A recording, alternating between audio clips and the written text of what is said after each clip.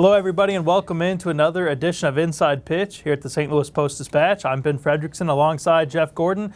And Gordo, we're supposed to break down this stretch of Cardinals baseball. I don't have very many words that I could probably say that wouldn't have to be edited out of our video here. They're 2-8 in their last 10. They are, what is it now, 1-5, 1-6 since the trade deadline passed with no substantial moves made, almost as if that had a chilling effect on the team.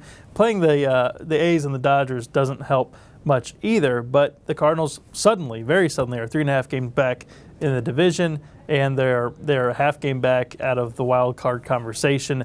It sounds crazy to say it considering they were in sole possession of first place entering the trade deadline, but is this team now playing for a wild card spot? Well, maybe. I mean, I think the Cubs, to your earlier point, what you wrote about, you should be able to take a team that's vulnerable, the Cubs. You should be able to take a team that's decimated by injuries, the Cubs. The Cubs keep finding ways to win games, and a lot of that is their key veterans, the guys they invested big money in, Jason Hayward being an example, Yu Darvish, guys that struggled to live up to those gigantic contracts. Well, they've played better, and they're finding a way to persevere. Now it's on the Cardinals, then, Fred. 5 games out west were ugly. The offense died. Poor Jack Flaherty pitches a great game, doesn't get any reward. This team's capable of much more. This team's facing an easier schedule coming up. Man, it is time for these guys to do what some of the Cubs veterans have done in Chicago. The Cubs also made a few moves that have helped them. Now, some of them haven't worked out so great, but they were active at the trade deadline, and those moves have, for the most part, paid off.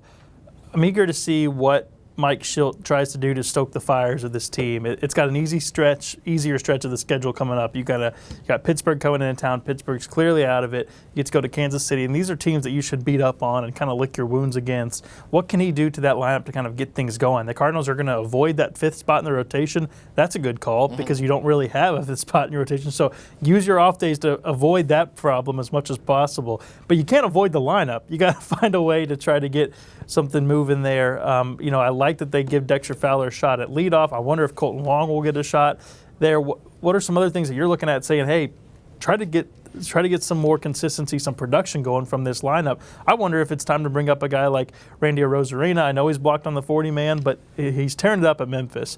The other thing is, at what point does Lane Thomas get a shot to prove that he can be a major league hitter? He's just sitting on the bench. Yeah, you've got a lot. I mean, but I come back to Paul Goldschmidt having a tough time out west. The guy's hitting .214 with runners in scoring position this year. He had a power surge that really helped vault the Cardinals back into the mix, admittedly against lesser competition. So, Mike, he's put the team in motion. You're right about Fowler on top of the batting order. I think Carpenter's been fine down in the order, gets on base 4 times, but he ends up hurting his good foot. So it is challenging. I mean, Mike Shildt has pushed a lot of buttons. Guys who are swinging the bat have to start actually hitting the ball.